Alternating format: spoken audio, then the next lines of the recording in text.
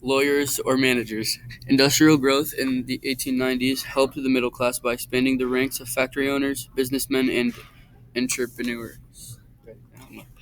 Entrepreneurs, whatever, dude. Okay, who cares? The peasants made up most of Russia's community. Peasants in Russia worked as farmers. Their jobs were dictated by soil and weather. Further north and east, grain production was harder, and farmers relied on tuber crops like potatoes, turnips, and beets.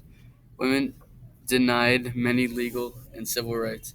The Russian legal code gave men the power to make decisions for the family, and the wives were expected to obey them. The average age of marriage for a peasant woman was 20. For the aristocracy and middle class, it was a few years older.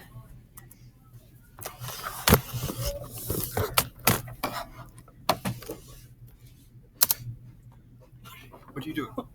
Sorry. Tsar's government. The Tsar's government was predicted on the supreme autocratic power of the Tsar, which was limited only by his loyalty to the church and the laws of succession. The Tsar governed without the assistance from the accountability to democratically elect bodies. He appointed and dismissed ministers who were accountable only to him. Tsar's Russia was divided into 117 gubernators, each administered by a governor, whose main responsibility was to implement and enforce the Tsar's policies.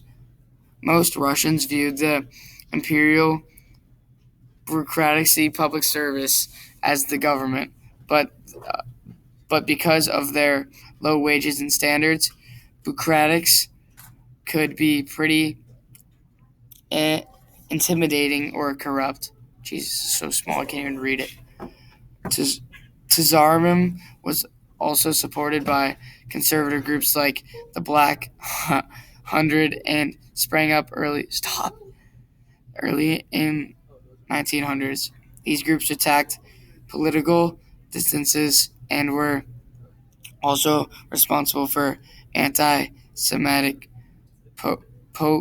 pogroms against Russia, 5 million Jews.